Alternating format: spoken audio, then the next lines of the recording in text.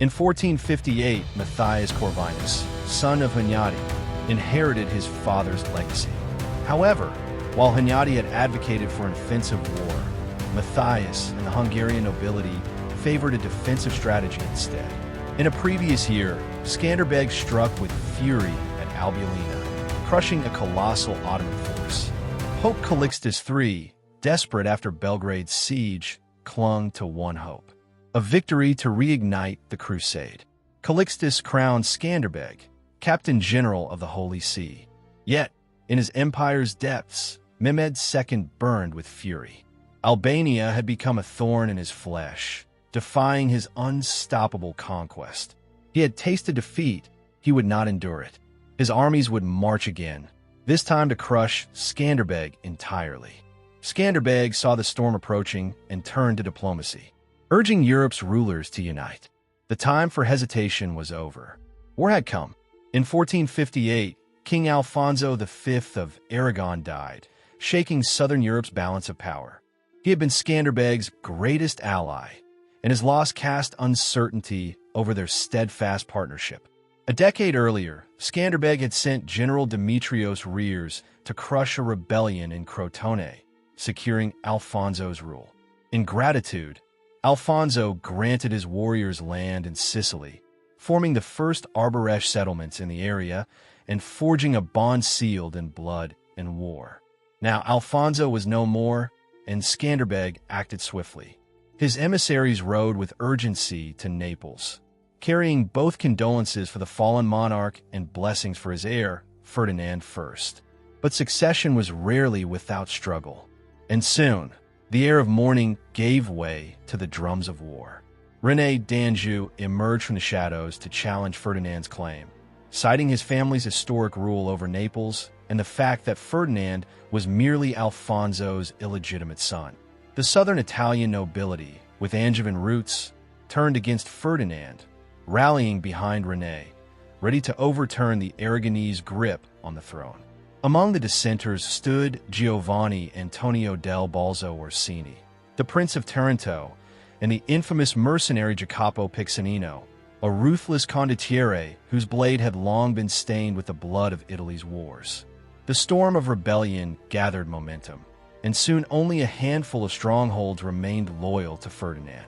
Naples, Capua, Aversa, Gaeta, Troia, and Barletta, where Ferdinand was besieged, all besieged by Angevin forces. Outnumbered and teetering on the brink of ruin, Ferdinand reached beyond his kingdom for salvation. His ally, Francisco Sforza, Duke of Milan, wary of French ambition in Italy, dispatched his nephew, Alessandro Sforza, to lead an army southward. But this was not enough. Ferdinand's forces were weak, his grip on Naples fragile. Desperation turned the eyes of Rome toward Albania. Pope Callixtus III, a Spaniard who longed to see his countrymen hold their ground in Naples, found himself powerless to aid Ferdinand. So he turned to Skanderbeg, the Albanian lion, the warrior who had defied the Ottoman juggernaut, the only man who could shift the tides of war. As fate tightened its grip, Ferdinand's enemies swarmed across southern Italy, their conquest nearly complete. With Naples on the verge of collapse, the call went out. Would Skanderbeg ride to war once more? Would his sword carve salvation for a dying kingdom? The battle for Naples had begun. Skanderbeg had not forgotten his debt. The Albanian warlord owed much to Alfonso V of Aragon, his steadfast ally, the man who had given him refuge, supplies, and unwavering support against the Ottoman tide. Though Alfonso was now gone, his son Ferdinand stood in his place, besieged by enemies from all sides. Skanderbeg could not ignore the call to arms. His loyalty demanded that he ride to Italy to repay his allegiance in blood and battle. But his decision was more than just honor. It was a calculated move to stop a greater threat. The Angevins, sworn rivals of the Aragonese, were clawing at the throne of Naples, backed by the treacherous hand of the Ottomans. Yet before he could set foot in Italy, Skanderbeg had one final chess piece to move. He reached out to Venice, the powerful maritime republic, knowing that conflict in southern Italy had softened their fears of an Aragonese-Albanian alliance. The Senate, ever pragmatic, embraced Skanderbeg's olive branch, shifting their stance toward a friendlier accord with the Albanians. But war would not wait. Pope Callixtus III passed from the world, replaced by Pope Pius II, a man who saw the brewing conflict with wary eyes. He sought peace, attempting to reconcile Giovanni Orsini, Ferdinand's bitter rival, before swords were drawn. Yet as Pius pursued diplomacy, a far more dangerous force emerged, the French king, Louis XI. Louis XI seized the Angevin cause, offering Pius a tempting proposition. If the Pope allowed the French to take Naples, Louis would abolish the pragmatic sanction of Bourges, restoring papal authority in France. He even promised 70,000 men for a papal crusade. But Pius was no fool. He saw through Louis's thinly veiled ambitions and cast aside the offer. And then, in the shadows, another venomous plot took shape. Sigismondo Malatesta, the ruthless tyrant of Rimini, sought to stop Skanderbeg before he could land in Italy. In an act of sheer treachery, he mapped the Adriatic coastline, drafting a secret manuscript detailing the perfect route for Sultan Mehmed II to invade Italy should Ferdinand dare summon Skanderbeg. But fate had different plans. The manuscript never reached the Sultan. Instead, it fell into the hands of Pope Pius II, a revelation that would change everything. The war for Naples was on the horizon. Skanderbeg was coming, and no force, Angevin, French, or Ottoman, could stand in his way. While the Ottomans devastated Bosnia and Morea, Albania remained untouched. Skanderbeg, aware of Sultan Mehmed II's movements, watched and waited. Preparing for Italy, he first turned to an internal threat, Leke Dukagjini, once anally, now seeking Ottoman favor. Skanderbeg acted swiftly, capturing Shat fortress from the Ottomans and gifting it to Venice, securing their support. As Dukagjini strengthened ties with the Ottomans, Pope Pius II issued an ultimatum: abandon the Sultan or face excommunication. Dukagjini relented, returning to Skanderbeg's side. Though Pius supported Skanderbeg, he withheld financial aid, trusting Skanderbeg's military genius alone to hold off the Ottomans. But in 1459, after conquering Serbia, Mehmed sent envoys proposing a 3-year truce, not for peace, but to pull Skanderbeg from the Pope's crusade. Skanderbeg considered accepting, desperate for respite, but Pius refused, fearing Ottoman betrayal. Doubt crept into Rome's halls, Skanderbeg's loyalty questioned. To prove himself, he rejected the truce. Yet, disillusioned, he boycotted the Council of Mantua, where the crusade was planned. The council collapsed, and with it, Skanderbeg's hope for Western aid. Left alone, he offered Rome a deal. He'd march to Italy only if peace with the Ottomans was secured. Rome reluctantly agreed. On June 9, 1460, Skanderbeg sent envoys to Ragusa, Dubrovnik, requesting ships to transport his warriors across the Adriatic. Venice was deliberately excluded, as their interest in Italy did not align with his mission. Meanwhile, emissary Martin Mazzacca presented Skanderbeg's plans in Rome, prompting Pius to alert Ferdinand and order Venice to guard Albania's shores.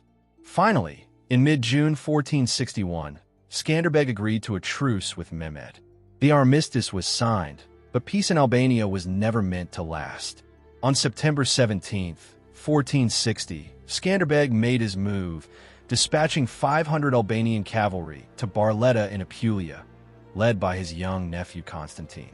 Until then, the battles for the crown of Naples had been small-scale skirmishes, but now, Ferdinand's outnumbered forces gained a deadly advantage. Though lightly armored, the Albanians fought with ferocious speed, covering 30 to 40 miles per day, far outpacing their Italian counterparts. By the time Ferdinand launched his counteroffensive, Skanderbeg's warriors had already arrived, raiding deep into Apulia, seizing supplies and spreading terror among the Angevins. The enemy panicked. Giovanni Orsini scrambled to halt Skanderbeg's reinforcements, while René d'Anjou, stunned by the Albanian intervention, struggled to grasp why Skanderbeg had turned against him. Naples stood on the edge of war, and now the Albanian cavalry rode at its heart. The clash of wills was now fought in letters. As the battle for Naples raged, Giovanni Orsini, Prince of Taranto and Ferdinand's most dangerous rival, reached out to Skanderbeg. Though Orsini had once been an ally of Alfonso V, he had since turned against his son, siding with the Angevins in their bid for power. His message was sharp and calculated. He implored Skanderbeg to abandon his Italian campaign, warning that Ferdinand's cause was lost and that his own name would fade into oblivion.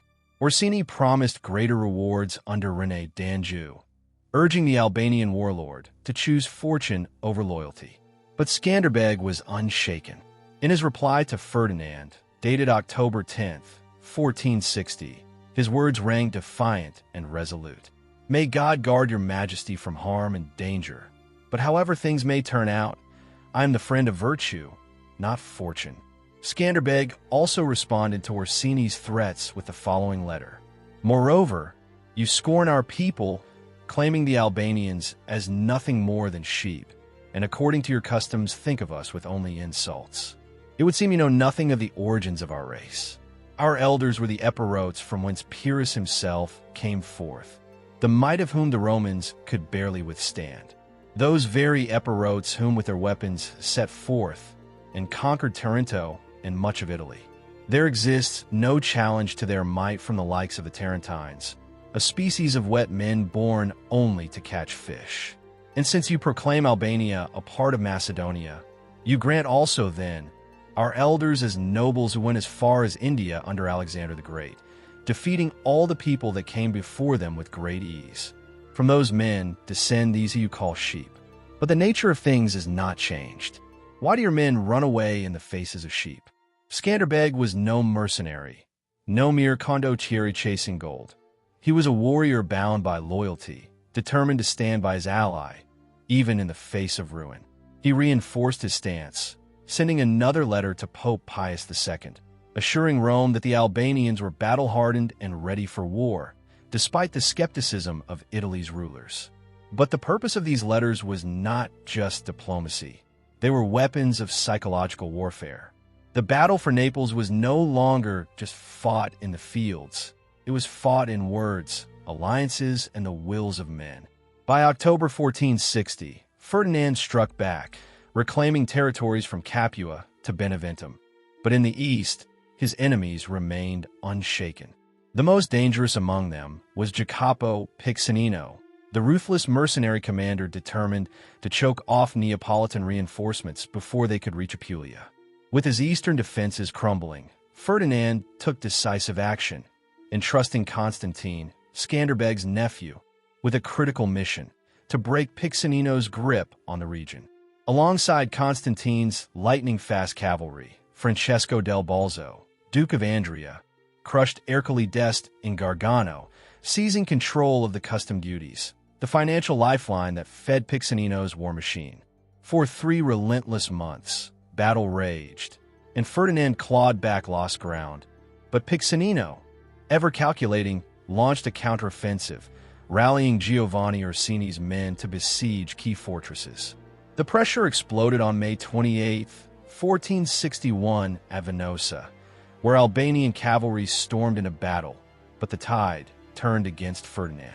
Forced to abandon the city, he retreated to Apulia, where fate offered a lifeline. Near Troia, a rider arrived in haste, Jok Stresbalsha, Skanderbeg's ambassador, delivering a momentous message. Skanderbeg was ready to land in Italy. Now, all that remained was securing the ships to bring the Albanian warlord to the battlefield. The war for Naples was far from over, but with Skanderbeg's arrival on the horizon, the balance of power was about to shift dramatically. The final preparations for war had begun. Before sailing for Italy, Skanderbeg needed gold, the lifeblood of armies. Pope Pius II, recognizing the Albanian warlord's indispensable role, ordered the Diocese of Dalmatia to divert a third of its crusade funds to Skanderbeg, along with 1,000 florins from the Vatican's coffers. But the moment the wealth reached Ragusan banks, fear crept in. The The specter of Ottoman invasion loomed. Saint-Japan Vuksik Kosaka, ruler of the Duchy of Saint Sava, sounded the alarm. Mehmed II would soon march on Dalmatia and Albania. The Raguzan financiers hesitated. They refused to continue funding the crusade, fearing Ottoman retribution. Obstacles mounted. Skanderbeg lacked large ships, forcing delays as Ferdinand battled for survival in Barletta. But the Neapolitan king would not wait. Before the siege tightened its grip, he dispatched 4 galleys to Albania, where Skanderbeg and his warriors stood ready. Yet even as he prepared to set sail, Skanderbeg remained vigilant. To guard his homeland, he sent a trusted captain to fortify Albania's eastern borders, ensuring the Ottomans would not strike in his absence. Meanwhile, his wife, Donica, took command of his affairs, holding his kingdom in her hands. The ships were ready. The war for Italy was about to begin. A Venetian ambassador from Constantinople carried news that Skanderbeg had assembled his army, 1,000 cavalry and 2,000 infantry, backed by Papal and Neapolitan ships at Capo Delaci near modern-day Cavia. Then, on 21 to 22 August 1461, Skanderbeg boarded without hesitation, but he sent only a portion of his force to Apulia. He dispatched John Balshaw with 500 cavalry and 1,000 infantry to reinforce the besieged Ferdinand, while he rode to Ragusa to secure desperately needed financial support. When John's forces landed in Barletta on August 24th, panic spread among the Angevins. Giovanni Orsini, fearing Skanderbeg himself, led the assault, immediately lifted the siege, abandoning their stronghold without a fight. John informed Ferdinand that Skanderbeg would follow after his mission in Ragusa, but Ferdinand, sensing the urgency of war, grew uneasy when the Albanian commander failed to arrive within 2 days. Then, on August 24th, Skanderbeg entered Ragusa, flanked by Pal Angeli, Archbishop of Durrës. His men remained on anchored ships, while he stepped into the city, met with ceremony and celebration. The streets overflowed with people eager to witness the warrior they had only heard about in legend. He toured the city's fortifications, inspected its weaponry, and at last secured the funds he had come for. With his supplies replenished and his forces ready, Skanderbeg set sail for Apulia on August 29th, but fate threw one last obstacle in his path. A tempest struck, forcing him to anchor off a Dalmatian island. Only on September 3rd, 1461, did he finally reach Barletta, ready to turn the tide of war. The battle for Italy raged on. Though the Angevins had lifted their siege of Barletta, their forces remained a threat, lurking in the shadows. When Skanderbeg arrived, Ferdinand entrusted him with command of Barletta, while the king himself rode to Ariano Irpino. Now in full control, Skanderbeg wasted no time.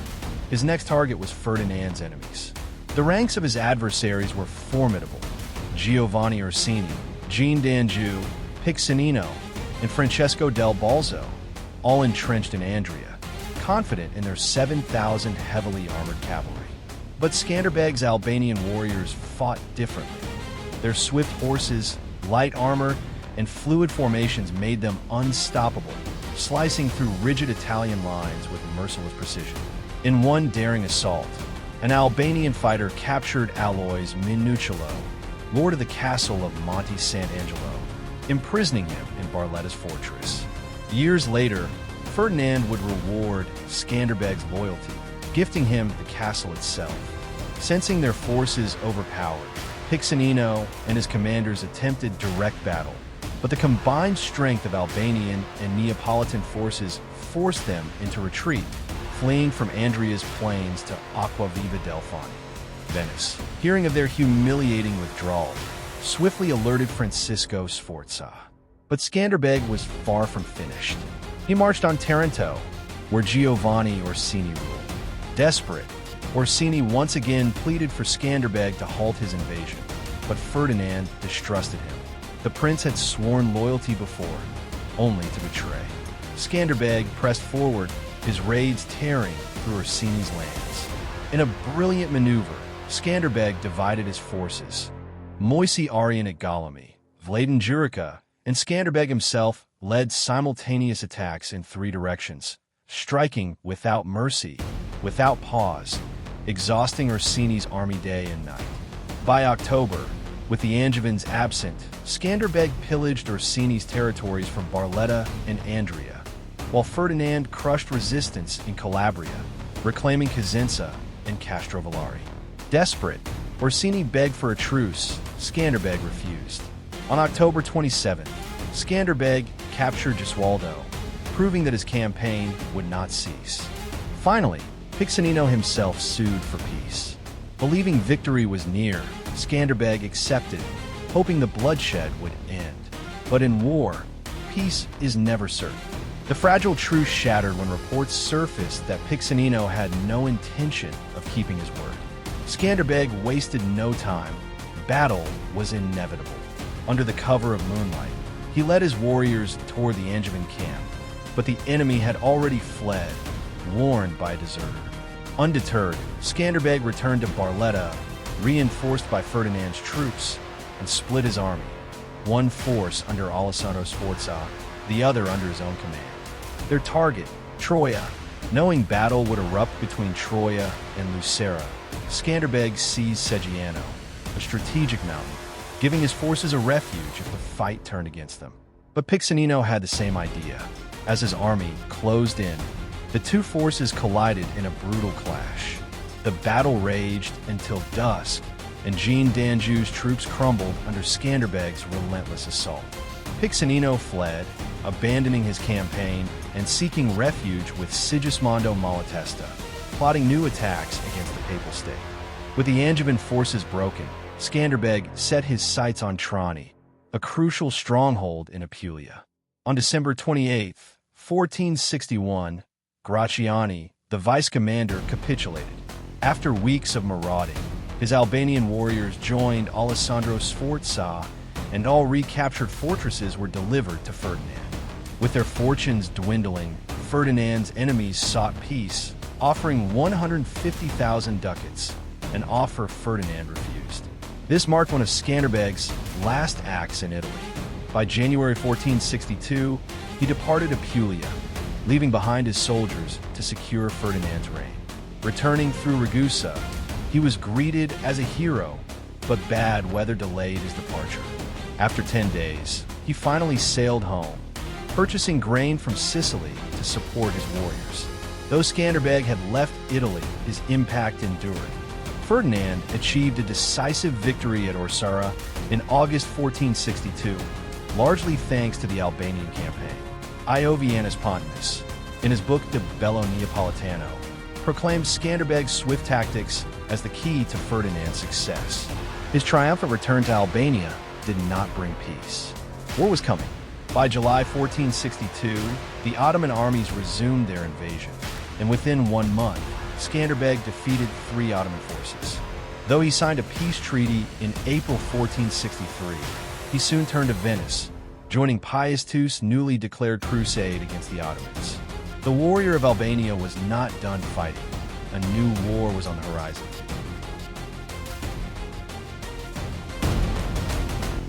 Thank you for joining us on this journey. Remember to like, share, and subscribe for more stories of legendary